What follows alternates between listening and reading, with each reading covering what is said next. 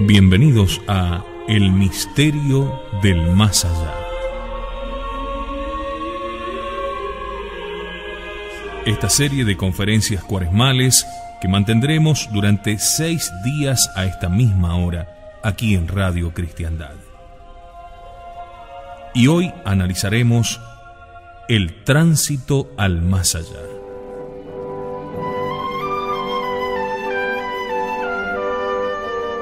Planteábamos ayer, en el primer día de esta serie de conferencias cuaresmales, el problema de los destinos eternos del hombre, y demostrábamos la existencia del más allá a la luz de la simple razón natural y sobre todo a la luz sobrenatural de la fe, apoyada directamente en la palabra de Dios, que no puede engañarse ni engañarnos. Hay un más allá después de esta vida.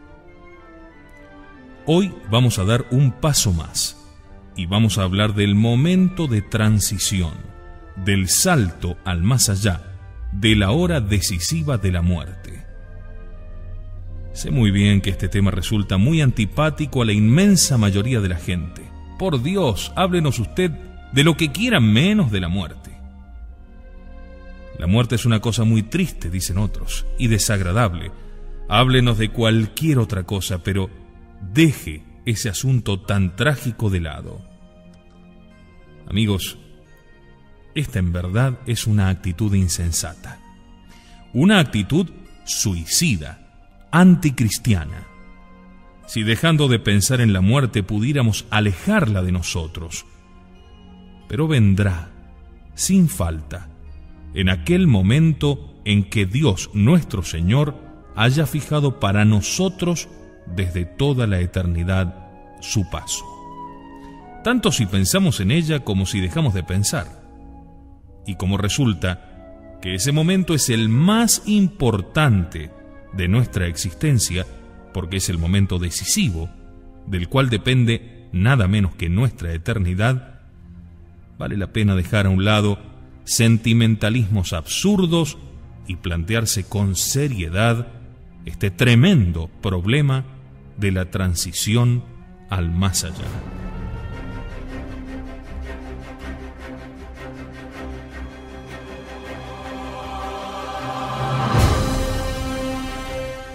Ayer decíamos que se disputaban en el mundo dos concepciones antagónicas de la vida: la concepción materialista, que niega la existencia del más allá y no piensa sino en reír, gozar y divertirse, y una concepción espiritualista que, proclamando la realidad de un más allá, se preocupa de vivir cristianamente, teniendo siempre a la vista aquella divina sentencia de nuestro Señor Jesucristo: que le aprovecha al hombre ganar el mundo entero si al cabo pierde su alma para toda la eternidad. Pues así como hay dos concepciones de la vida, también hay dos concepciones de la muerte: la concepción pagana, la concepción materialista, que ve en ella el término de la vida, la destrucción de la existencia humana, la que por boca de un gran orador pagano, Cicerón, ha podido decir: la muerte es la cosa más terrible entre las cosas terribles. Y por el otro lado, la concepción cristiana, que considera a la muerte como un simple tránsito a la inmortalidad. Porque, señores, a despecho de la propia palabra, aunque parezca una paradoja y una contradicción, la muerte no es más que el tránsito a la inmortalidad. Qué bien lo comprendió nuestra incomparable Teresa cuando decía: ven, muerte tan escondida, que no te sienta venir, porque el gozo de morir no me vuelva a dar la vida. Amigos, hoy tengo la pretensión de presentaros una visión simpática y atractiva de la muerte. La muerte para el pagano es la cosa más terrible entre todas las cosas terribles. Claro, tenía razón Cicerón. Mas para el cristiano es el tránsito a la inmortalidad, la entrada en la vida verdadera. Es que contemplada con ojos cristianos, la muerte no es una cosa trágica, no es una cosa terrible, sino todo lo contrario, algo muy dulce y atractivo, porque representa el final del destierro y la entrada en la verdadera patria. Veamos, en primer lugar, las características generales de este gran fenómeno de la muerte. Son tres, principalmente: ciertísima en su venida, insegura en sus circunstancias y única en la vida. Comentemos esto un poquito. Ante todo, es ciertísima en su venida. La historia de la filosofía coincide con la historia de las aberraciones humanas. ¿Cuántos absurdos se han llegado a decir en el mundo en nombre de la ciencia y de la filosofía? Y sin embargo, está todavía por nacer un hombre tan insensato que se haya forjado la ilusión de que él no morirá. No ha habido ningún hombre tan estúpido que haya lanzado la siguiente afirmación: yo viviré eternamente sobre la tierra y no moriré jamás. Pero si lo estamos viendo todos los días. La muerte es un fenómeno que diariamente contemplamos con los ojos y tocamos con las manos. Cuando vamos al cementerio, estamos plenamente convencidos de la verdad de aquella inscripción que leemos en cualquiera de las losas funerarias: Odie mihi, cras tibi. Hoy me toca a mí, mañana te tocará a ti. Lo estamos viendo todos los días. No solamente los ancianos o los enfermos decrépitos, hasta los jóvenes se mueren con frecuencia en la plenitud de su juventud, en la primavera de su vida. Nadie puede hacerse ilusiones. Amigos, nadie se escapará de la muerte. No vale alegar argumentos, es inútil invocar ante ella el cargo o la posición social. No les aprovechó para nada la tiara a los papas, ni el cetro a los reyes o emperadores, ni el poder a Napoleón o Alejandro Magno, ni la riqueza a Creso, ni la sabiduría a Salomón. Todos rindieron tributo a la muerte. San Pablo decía: quotidie morior, todos los días muero un poco.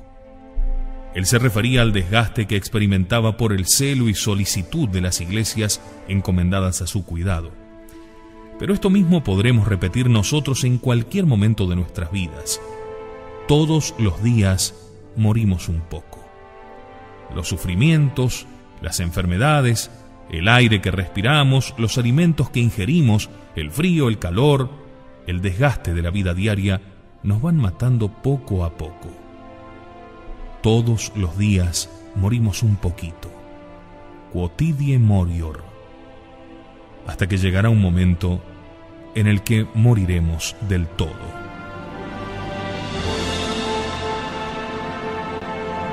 No hace falta insistir en este hecho tan claro. La certeza de la muerte es tan absoluta que jamás nadie se ha formado la menor ilusión. Moriremos todos, irremediablemente todos. Dios no hizo la muerte, señores. La muerte entró en el mundo por el pecado. Qué maravilloso el plan de Dios sobre nuestros primeros padres en el paraíso terrenal. Además de elevarlos al orden sobrenatural de la gracia, les enriqueció con 3 dones preternaturales verdaderamente magníficos: el de la inmortalidad, en virtud del cual no debían morir jamás; el de la impasibilidad, que les hacía invulnerables al dolor y al sufrimiento; y el de integridad, que les daba el control absoluto de sus propias pasiones, perfectamente dominadas y gobernadas por la razón. Pero cometieron el crimen del pecado original, y en castigo del mismo, Dios les retiró esos 3 dones preternaturales juntamente con la gracia y las virtudes infusas. Y al desaparecer el privilegio gratuito de la inmortalidad, el cuerpo que es de suyo corruptible quedó ipso facto condenado a muerte. He aquí, señores, de qué manera la muerte es un castigo del pecado. Y como todos somos pecadores, nadie absolutamente se escapará a esta ley inexorable. Ciertamente moriremos todos.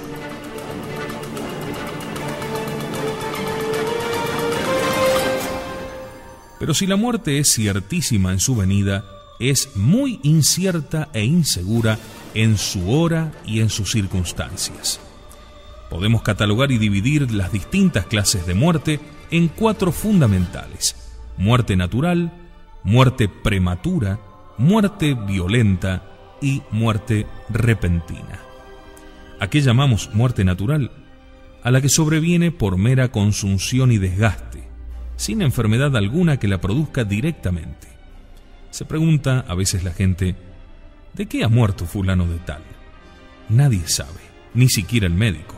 ¿Cuántos años tenía? 92. Señores, está claro. Ha muerto de muerte natural, de senectud, de vejez. No se necesita nada más. Pero a veces ocurre todo lo contrario.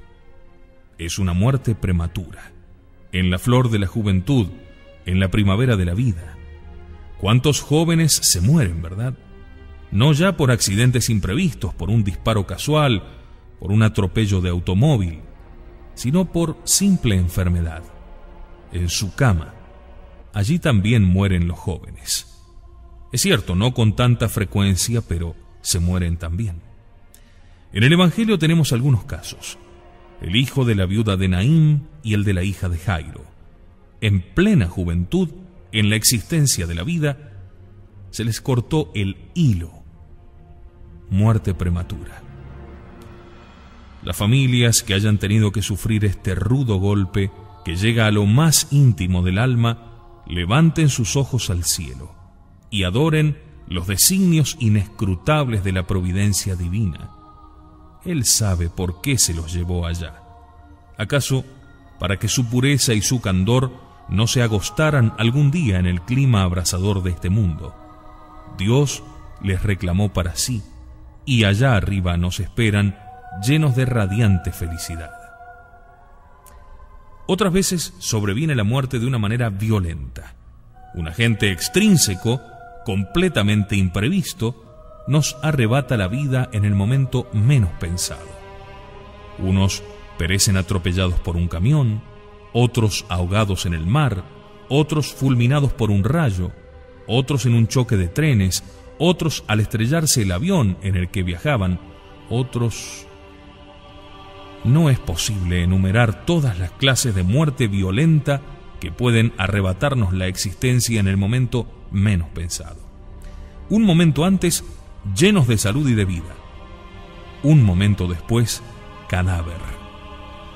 Caramba, ¿a cuántos les ha ocurrido así? La cuarta clase de muerte es la repentina. No es lo mismo muerte violenta que muerte repentina. Hemos dicho que muerte violenta es la producida por un agente extrínseco a nosotros, como cualquiera de esos que acabamos de enumerar.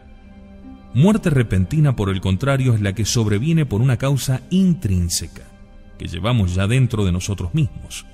Una hemorragia cerebral, un aneurisma, un colapso cardíaco, una angina de pecho, pueden producirnos una muerte inesperada e instantánea, cuando menos lo esperamos.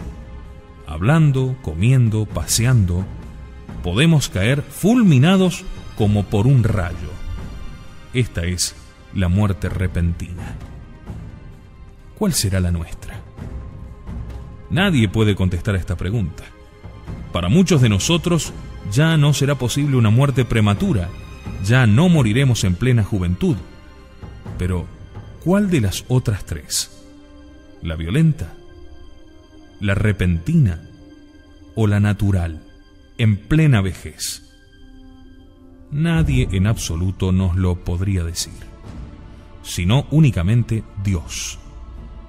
Estemos siempre preparados, porque aunque es ciertísimo que hemos de morir, es insegura la hora y las circunstancias de nuestra muerte.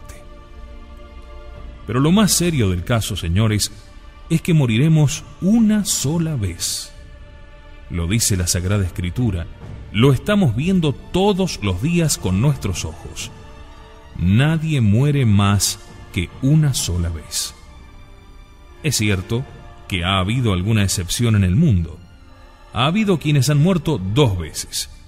En el Evangelio, por ejemplo, tenemos 3 casos, correspondientes a los 3 muertos que resucitó nuestro Señor.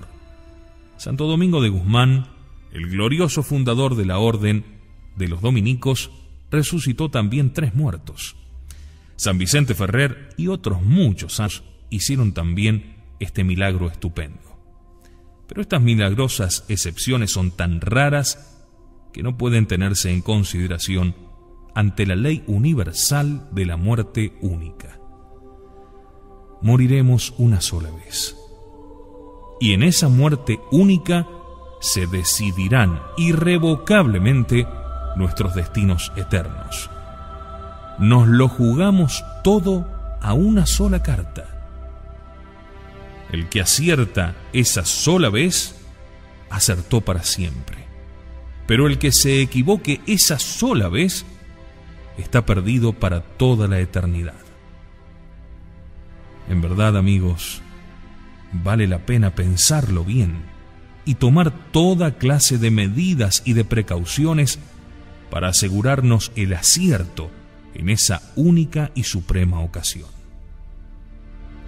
Yo quisiera hacerlos reflexionar un poco en torno a la preparación para la muerte. Podemos distinguir 2 clases de preparación, una remota y otra próxima. Llamo yo preparación remota la de aquel que vive siempre en gracia de Dios, el que tiene sus cuentas arregladas ante Dios, el que vive habitualmente en gracia.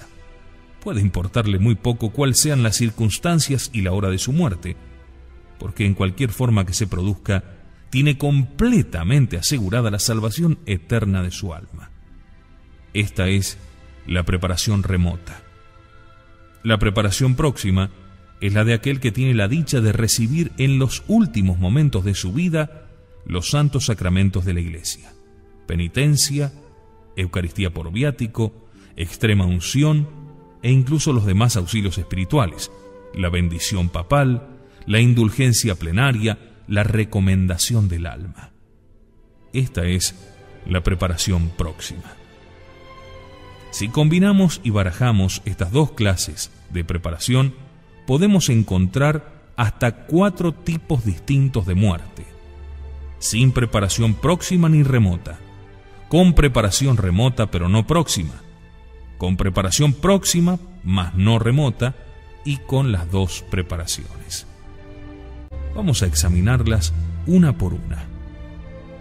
Primer tipo de muerte: sin preparación próxima ni remota, o sea, ausencia total de preparación. Es la muerte de los grandes impíos, de los grandes incrédulos, de los grandes enemigos de la Iglesia.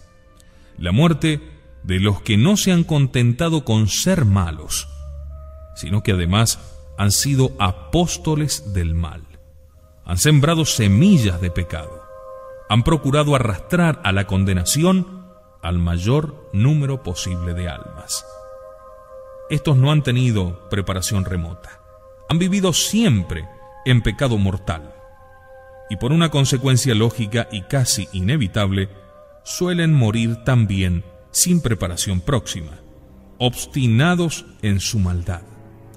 Porque por lo general, señores, salvo raras excepciones, la muerte no es más que un eco de la vida.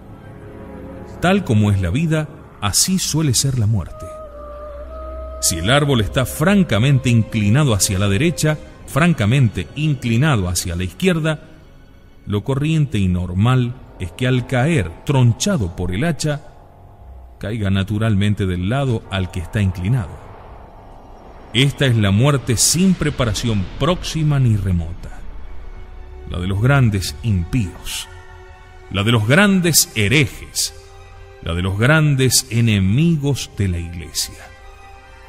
Esta fue la muerte de Voltaire, el de las grandes carcajadas, Ya estoy cansado de oír que a Cristo le bastaron 12 hombres para fundar su iglesia, decía, y conquistar el mundo. Voy a demostrar que basta uno solo para destruir la iglesia de Cristo. Pobre Voltaire, él sí que quedó destruido. Escuchad, os voy a leer la declaración del médico Tronchin, un médico protestante, que asistió en su última enfermedad al patriarca de los incrédulos. Va a decirnos él personalmente lo que vio. Escribe Monsieur Tronchin.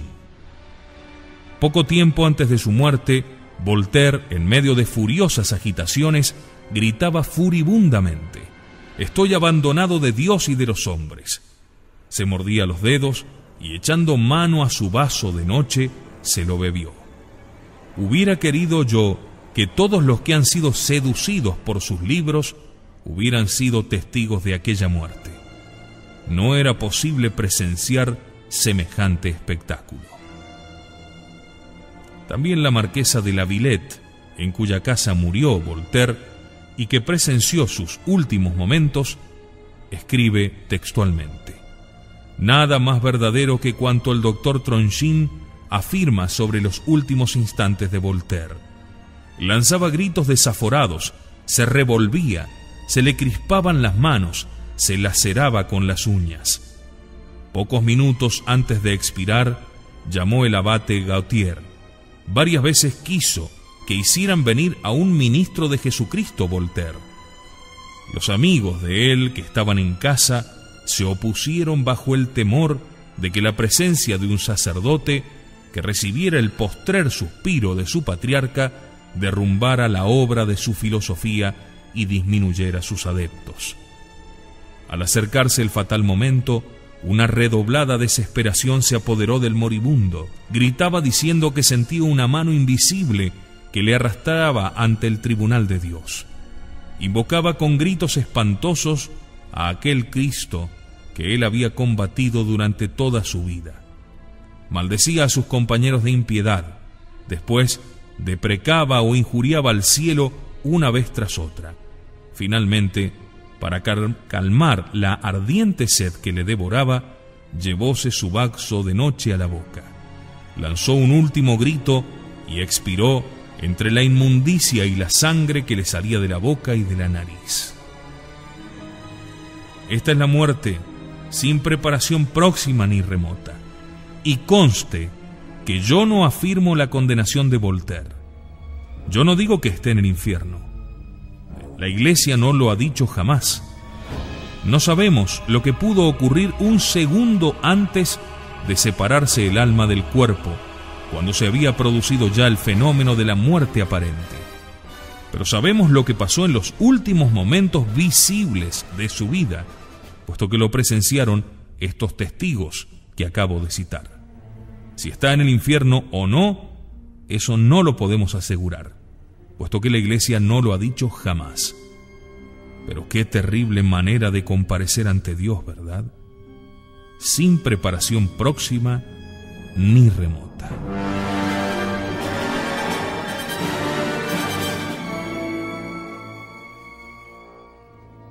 Segunda manera de morir: con preparación próxima pero no remota. ¿Qué significa esto?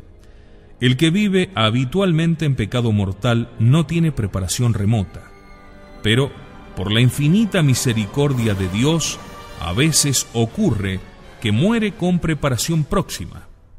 Uno que ha vivido en la impiedad, incluso que ha combatido a la Iglesia, puede ocurrir, y ocurre a veces, porque la misericordia de Dios es infinita, que a la hora de la muerte, cuando ve ante sus ojos el espantoso abismo en el que se va a sumergir para toda la eternidad, movido por la divina gracia, se vuelve a Dios con un sincero y auténtico arrepentimiento que le vale la salvación eterna de su alma. Puede ocurrir, y ha ocurrido de hecho muchas veces, por la bondad infinita de Dios. Pero pobre del que confíe en eso para vivir mientras tanto tranquilamente en pecado. Pobre de él, porque ese tal trata de burlarse de Dios. Y el apóstol San Pablo nos advierte expresamente que Deus non irridetur, de Dios nadie se ríe. El que ha vivido mal por irreflexión, por atolondramiento o ligereza, puede ser que a la hora de la muerte Dios tenga compasión de él y le dé la gracia del arrepentimiento. Pero el que ha vivido mal precisamente confiado y apoyado en la misericordia de Dios, confiado y apoyado en que a la hora de la muerte tendrá tiempo de arrepentirse y de salvarse, y mientras tanto sigue pecando tranquilamente, ese trata de burlarse de Dios y pagará muy cara su loca temeridad y su incalificable osadía. Sean pocos o muchos los que se salvan, ese que trata de robar el cielo después de haberse reído de Dios, es indudable que será uno de los pocos o muchos que se condenen. Ese se pierde para toda la eternidad.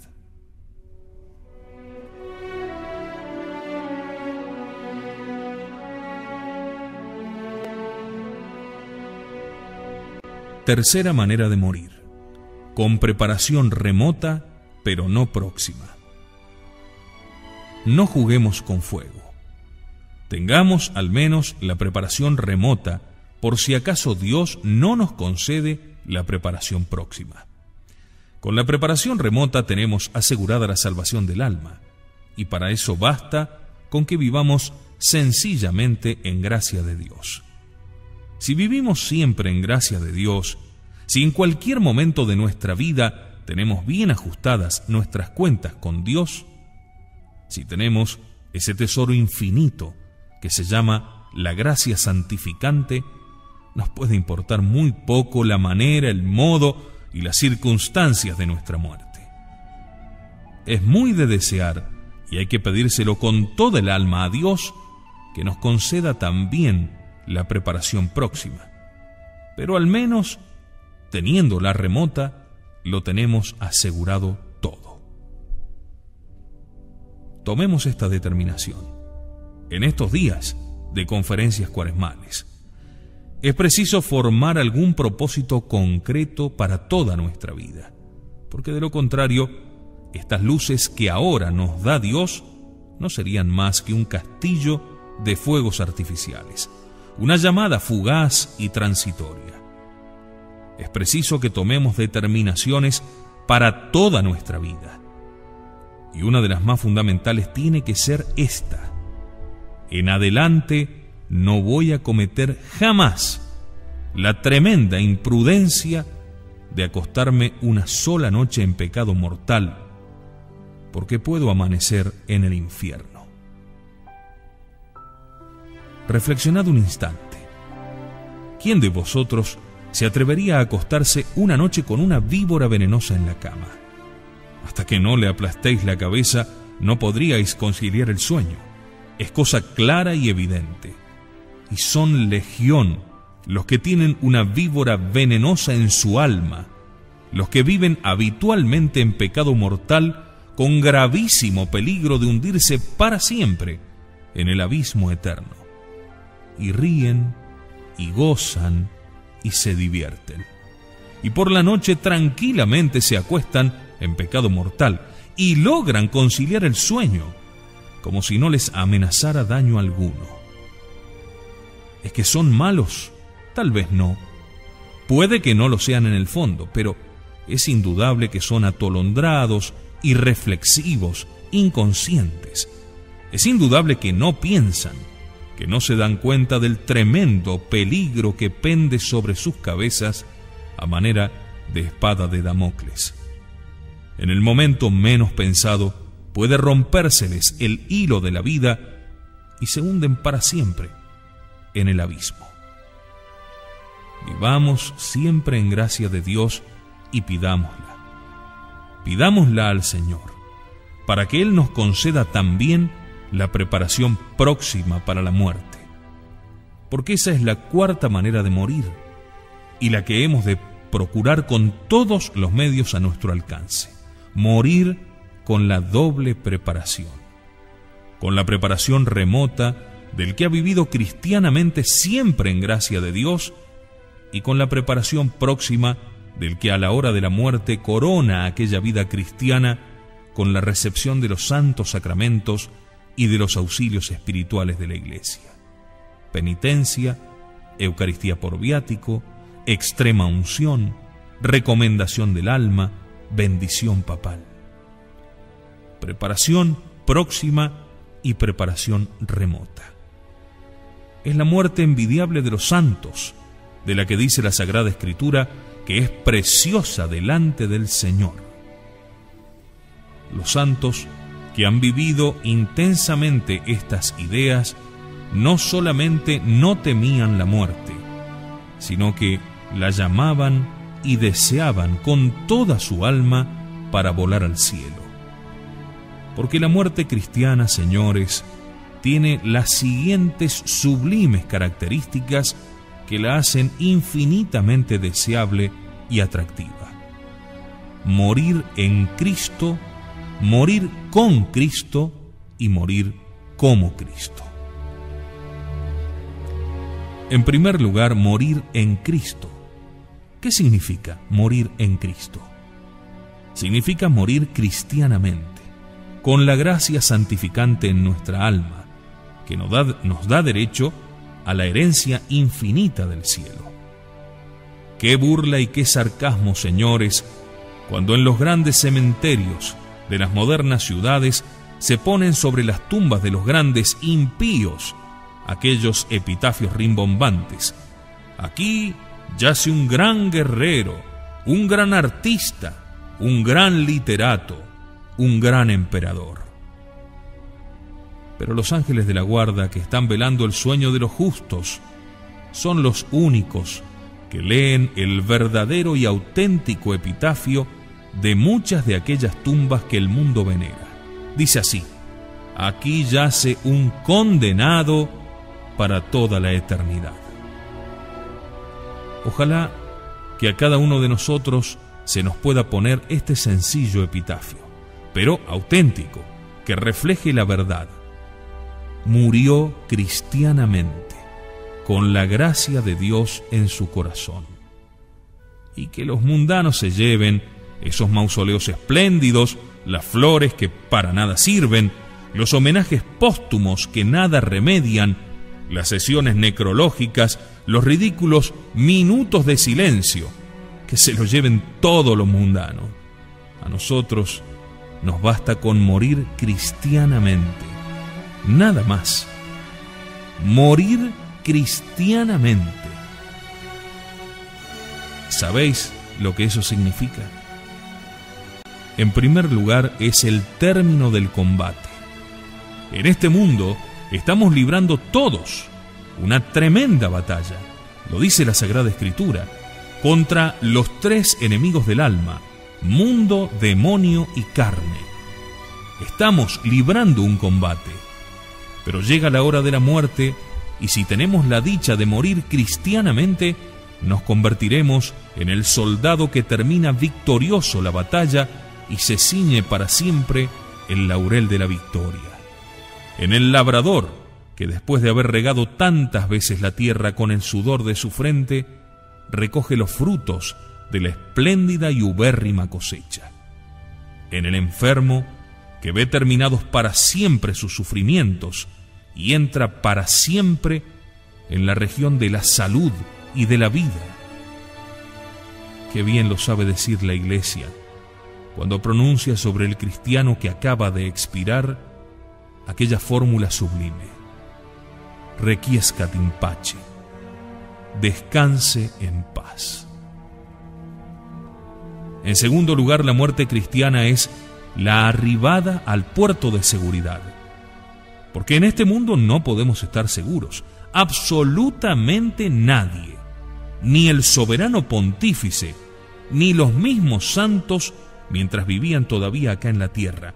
Nadie puede estar seguro de que morirá cristianamente. Dice el Concilio de Trento que a menos de una revelación especial de Dios, nadie puede saber con seguridad si se salvará o si se condenará. si recibirá de Dios el don sublime de la perseverancia final o si lo dejará de recibir. No lo podemos saber. Es un angustioso interrogante que siempre está suspendido sobre nuestras cabezas. Ni los santos estaban seguros de sí, porque aunque ahora seamos buenos, aunque ahora estemos en gracia de Dios, ¿qué será de nosotros dentro de 10 años, dentro de 20? Y sobre todo, ¿qué será de nosotros en el mismo instante de nuestra muerte? Es un misterio. No lo podemos saber. Pero cuando se muere cristianamente, es el ruiseñor que rompe para siempre los hierros de su jaula y vuela jubiloso a la enramada. Es el náufrago que después de haber luchado contra las olas embravecidas que amenazaban tragarle hasta el fondo del océano, salta por fin a las playas eternas. Es la caravana que después de haber atravesado las arenas abrasadoras del desierto, llega por fin al risueño y fresco oasis. Es la nave que llega al puerto después de la peligrosa travesía.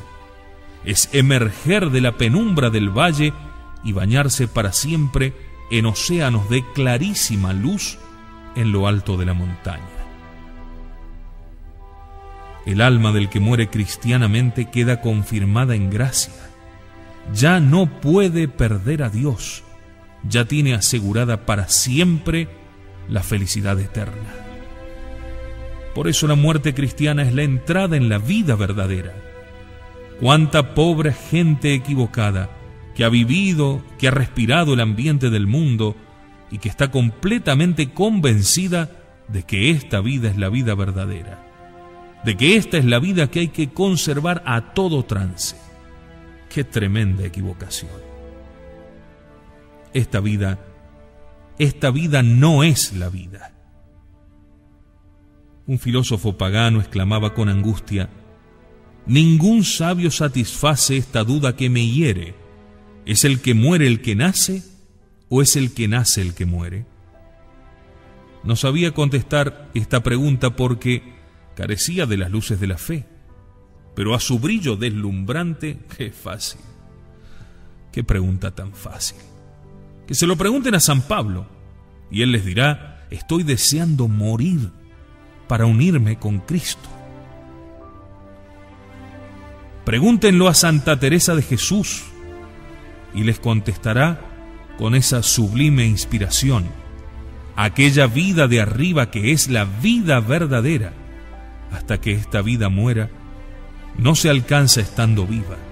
O quizá de esta otra forma: vivo sin vivir en mí, y tan alta vida espero que muero porque no muero. Que se lo digan a Santa Teresita de Lisieux, la santa más grande de los tiempos modernos, en frase del inmortal pontífice San Pío X.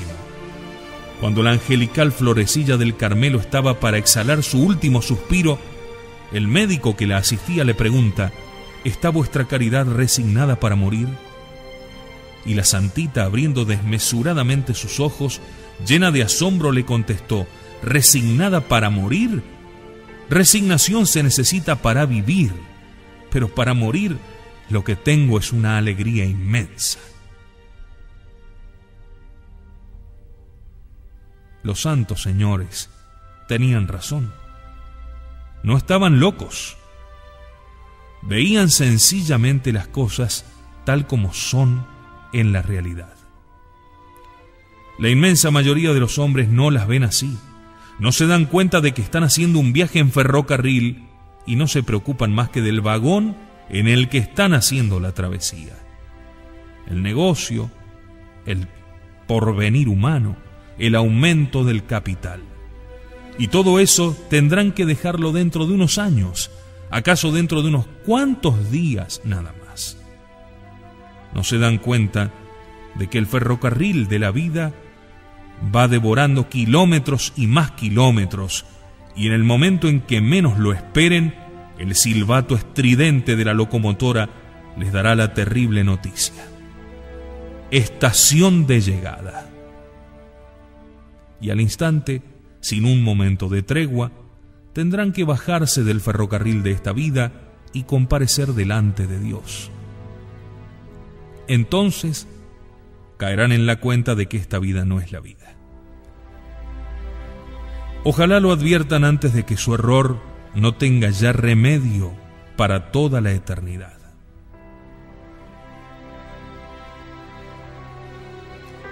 La segunda característica de la muerte cristiana es morir con Cristo. ¿Qué significa? Significa exhalar el último suspiro después de haber tenido la dicha inefable de recibir a Jesucristo sacramentado en el corazón. El viático. ¿Qué consuelo tan inefable produce en el alma cristiana el simple recuerdo del viático? La Eucaristía es un milagro de amor, de sublime belleza y poesía en cualquier momento de la vida. Pero la Eucaristía por viático es el colmo de la dulzura, de la suavidad y de la misericordia de Dios. Poder recibir en el corazón a Jesucristo sacramentado en calidad de amigo y de buen pastor momentos antes de comparecer ante Él como juez supremo de vivos y muertos, es de una belleza y de una emoción indescriptibles. ¡Qué paz! ¡Qué dulzura tan inefable se apodera del pobre enfermo al abrazar en su corazón a su gran amigo, que viene a darle la comida para el camino, que eso significa la palabra viático, y a ayudarle amorosamente en el supremo tránsito a la eternidad? Cuando desde lo íntimo de su alma el pobre pecador le pide perdón a su Dios por última vez antes de comparecer ante Él, sin duda alguna que nuestro Señor Jesucristo, que vino a la tierra precisamente a salvar lo que había perecido y en busca de los pobres pecadores, le dará al agonizante la seguridad firmísima de que la sentencia que instantes después pronunciará sobre él será de salvación y de paz.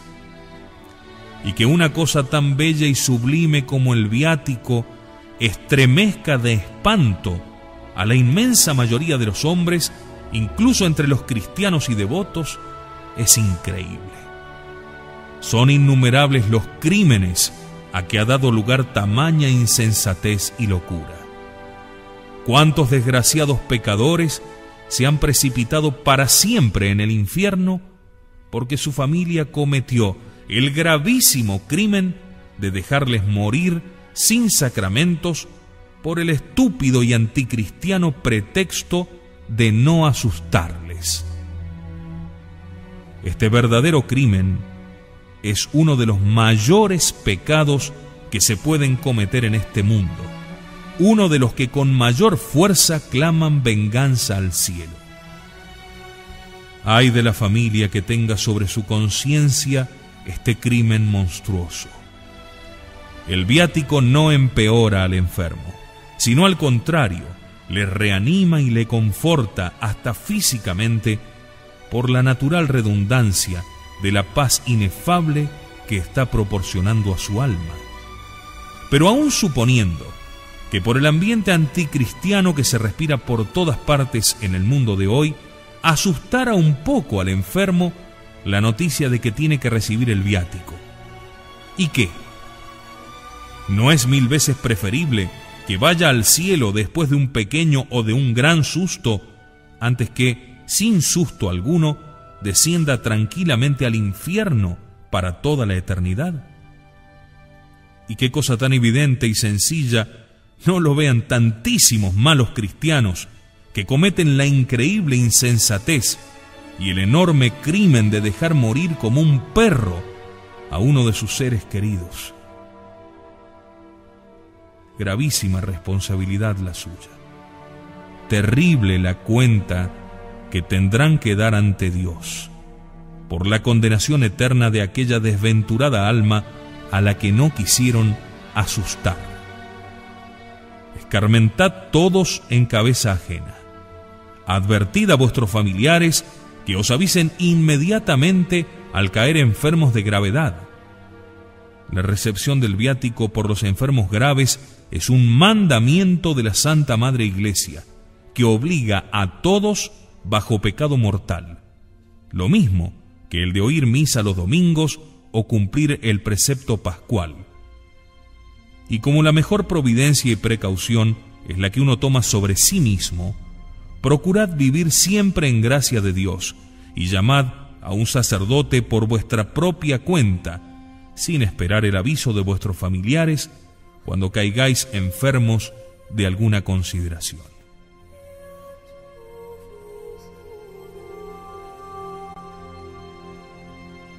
La tercera característica de la muerte cristiana es morir como Cristo. ¿Cómo murió nuestro Señor Jesucristo? Mártir del cumplimiento de su deber. Había recibido de su eterno Padre la misión de predicar el Evangelio a toda criatura y de morir en lo alto de una cruz para salvar a todo el género humano. Y lo cumplió perfectamente, con maravillosa exactitud. Precisamente cuando momentos antes de morir contempló en sintética mirada retrospectiva el conjunto de profecías del Antiguo Testamento que habían hablado de él, vio que se habían cumplido todas al pie de la letra, hasta en sus mínimos detalles. Y fue entonces cuando lanzó un grito de triunfo: Consummatum est. Todo está cumplido. Qué dicha la nuestra, señores, si a la hora de la muerte podemos exclamar también: he cumplido mi misión en este mundo, he cumplido la voluntad adorable de Dios. Cierto que no podremos decirlo del mismo modo que nuestro Señor Jesucristo. Cierto que todos somos pecadores y hemos tenido a lo largo de la vida muchos momentos de debilidad y de cobardía. Cierto que hemos ofendido a Dios y nos hemos apartado de sus divinos preceptos por seguir los antojos del mundo o el ímpetu de nuestras pasiones. Pero todo puede repararse por el arrepentimiento y la penitencia. Estamos a tiempo todavía. Joven, muchacho que estás escuchando, feliz de ti si a la hora de la muerte, acordándote de tus años de juventud, puedes decir ante tu propia conciencia: lo cumplí. ¿Cuánto me costó resolver el problema de la pureza? Mi sangre joven me hervía en las venas, pero fui valiente y resistí. Invoqué a la Virgen, huí de los peligros, comulgué diariamente, ejercité mi voluntad, se lo pedí ardientemente a Dios. Y ahora muero tranquilo, ofreciéndole a Dios el lirio inmaculado de mi pureza juvenil. Padre de familia, me hago cargo perfectamente. Cuesta mucho el cumplimiento exacto de los deberes matrimoniales, aceptar todos los hijos que Dios mande, educarles cristianamente, guardar fidelidad inviolable al otro cónyuge, cumplir exactamente las obligaciones del propio Estado. Pero recuerda que estamos en este mundo como huéspedes y como peregrinos, que no tenemos aquí ciudad permanente, sino que vamos en busca de la que está por venir. Levanta tus ojos al cielo, y aunque te cueste ahora un sacrificio, cumple íntegramente con tu deber. Así morirás tranquilo cuando te llegue la hora suprema. Comerciante, financiero, industrial, hombre de negocios, el dinero es una terrible tentación para la mayoría de los hombres. Pero acuérdate de que no podrás llevarte más allá del sepulcro un solo centavo. Tendrás que dejarlo todo de este lado. Gana si es preciso la mitad o la tercera parte de lo que ganas ahora, pero gánalo honradamente. Que no tengas que lamentarlo a la hora de la muerte, cuando es tan difícil reparar el daño causado y restituir el dinero mal adquirido. Y puedas decir entonces, por el contrario: me costó mucho, pero hice ese sacrificio, y ahora muero tranquilo. He cumplido con mi deber. dejadme que os refiera a un recuerdo personal. Y termino. Tengo actualmente mi residencia habitual en el glorioso convento de San Esteban de Salamanca. En la actualidad somos más de 200 religiosos, la mayoría de ellos jóvenes estudiantes de la Facultad de Teología, pero en él instalada también la Enfermería General de la Provincia Dominicana de España. Allí vienen los padres ancianitos a esperar tranquilamente el fin de sus días, después de una vida consagrada enteramente al servicio de Dios y a la salvación de las almas. He visto morir a muchos de ellos. Me ha tocado presenciar también la muerte de jóvenes religiosos que morían alegres en plena primavera de la vida porque se iban al cielo para siempre. Os confieso, señores, que las emociones más hondas e intensas de mi vida religiosa son las que he experimentado junto al lecho de nuestros moribundos. ¿Cómo mueren verdaderamente los que son religiosos?